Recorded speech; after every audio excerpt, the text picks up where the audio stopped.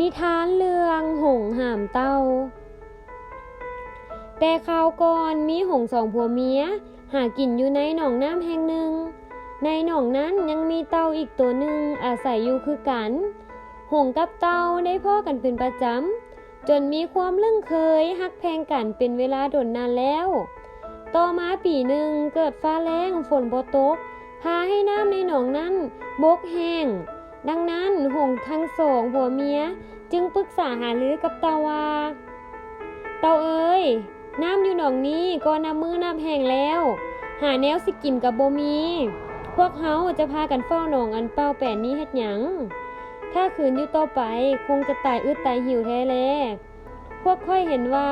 เฮาควรจะย้ายไปหากินอยู่หนองใหญ่ๆที่มีน้ำใสสะอาดและมีอาหารอย่างหลวงหลายจะดีกว่าบ่หรือเจ้ามีความคิดเห็นแนวใดเนาะเต่าตอบว่าก็ดีแล้วแต่ค่อยบ่ฮู้ว่าหนองที่พวกเจ้าเว้านั้นอยู่ไสหงส์ออกปากว่าเรื่องหนองนี้ค่อยได้ไปเห็นมาแล้วอยู่บ่นั้นถึงว่าฝนจะบ่ตกแต่น้ำในหนองก็บ่แห้งอาหารการกินก็มีหลายเช่นปูปลากุ้งหอยติแต่ว่าหนองนั้นจะอยู่ไกลแน่จักหน่อยเต่าเว้าอีกว่าเพื่อนทั้งสองมีปีกมีหางจะไปอยู่ไสก็บ่ยากบินไปพึดเดียวก็ฮอดแต่ส่วนข้อยนี่ติจะไปน้ำหมู่ได้แนวใดตีนก็สั้นๆย่างก็พองุมงับงุมงับป่านใดจึงจะฮอดย่านแต่ตายกลางทางก่อนเท่านั้นแหละหงส์มีคำส่วนเห็นว่าถ้าเจ้าอยากไปพวกเฮาก็จะหาวิธีเอาเจ้าไปนำจนได้ขอแต่เจ้าต้องเฮ็ดตามคำแนะนำของพวกเฮาเต่าถามคืนอีกว่าพวกเจ้าจะช่วยค่อยแนวใดหงส์แนะนำว่าพวกค่อยจะเอาปากคาบไม้พุละเบื้องให้เจ้าคาบเครื่องกลางแล้วพวกค่อยจะหามเจ้าบินไปแต่สิ่งสำคัญที่สุดเวลาพวกค่อยหามเจ้าไปนั้นเจ้าบ่ต้องเว้านำไผบ่ต้องอ้าปากเป็นเด็ดขาดถึงจะมีไผเอิ้นถามแนวใดก็อย่า